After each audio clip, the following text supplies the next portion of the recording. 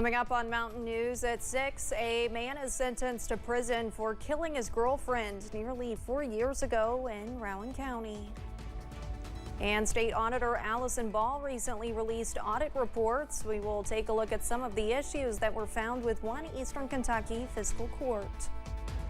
And we're seeing a mixture of sun and clouds out there with temperatures in the upper 80s and low 90s, but there's a cool down somewhere. We'll talk about that in a few minutes. Dedicated to Eastern and Southern Kentucky, this is WYMT Mountain News at 6. A man charged with killing his girlfriend has now officially been sentenced to 40 years in prison. Last month, Gary Jeffries pleaded guilty to charges of murder, tampering with physical evidence, and abuse of a corpse for killing Jill Clayton. The murder happened in November of 2020. Jessica Umbro has more from Rowan County and reaction to the sentencing. Catherine Holbrook may not have been looking at her sister's convicted killer, Gary Jeffries, but it didn't take away from the strength of her words for him. Jill believed you were better than you were. She believed in who she thought you could be. She believed that one day, if she just loved you enough for long enough, you would be what she deserved. She was never more wrong in her life. Jill Clayton's body was found a week after she didn't show up to her family's Thanksgiving dinner in 2020. Her body was found in an area near Wolf Hollow Road in Moorhead. You sat by, playing dumb, and forced us to search for her, knowing she was out there in the cold. That is just as egregious as the act of ending her life. Jill's sister Catherine said she wanted to focus on aspects of Jill's life that have not gotten as much attention as this case that has been hanging over their family's head for the past 4 years. She loved Reese Cups and Mountain Dew.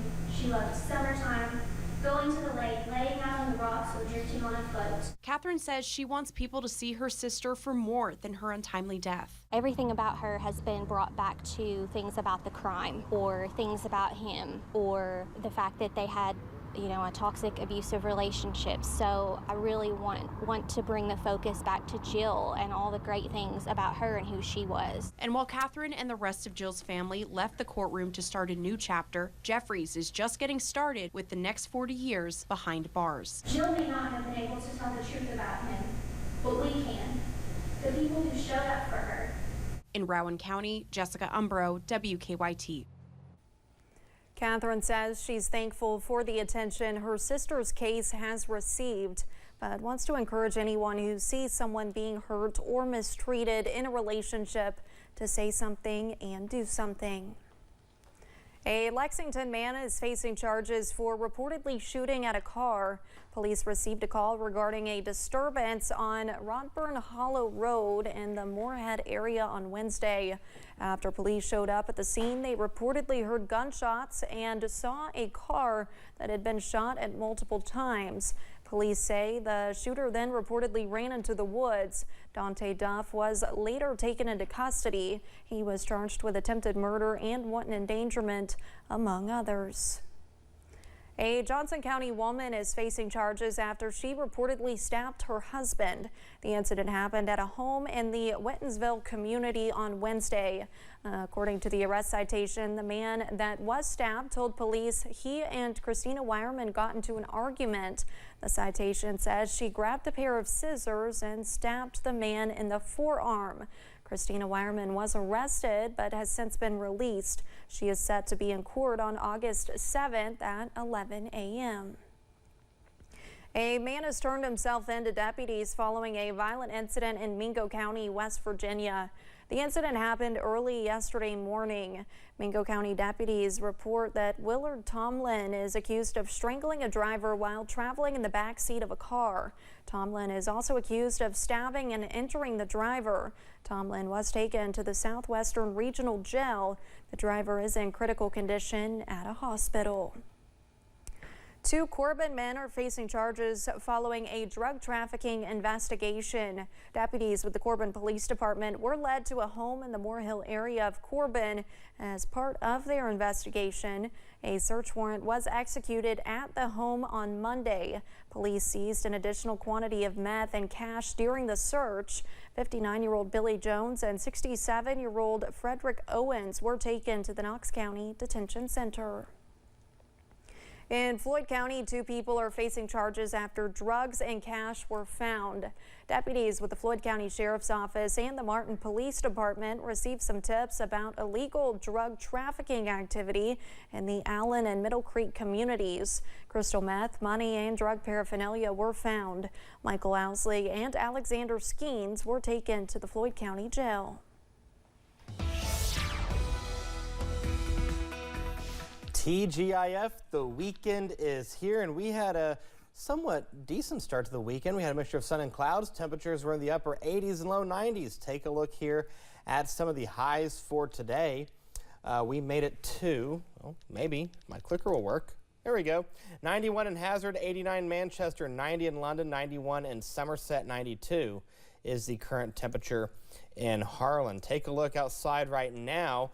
We do have a mixture of sun and clouds out there, and right now we are seeing temperatures in the 80s and 90s. 90 in Hazard, 90 in London, 90 in Somerset, 89 in Monticello, 88 is the current temperature in Moorhead.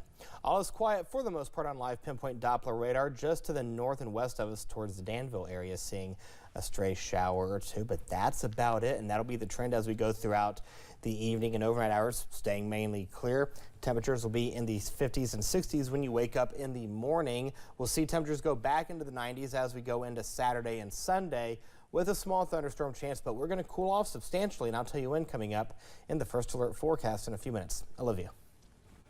All right, Eric, thank you. Kentucky is one of 5 states expanding Medicaid services for inmates soon to be released from prison or juvenile centers.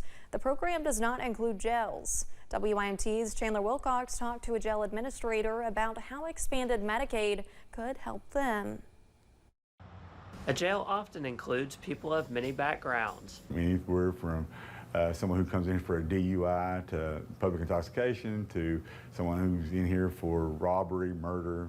Another one of those backgrounds includes drug-related charges. Getting rehab medications can be difficult. We have some folks who get in drug charges and that may not be able to afford their medications that they've been prescribed at the various Suboxone or methadone clinics that they go to. Brewer says they sometimes get in trouble selling illegal drugs to afford medications.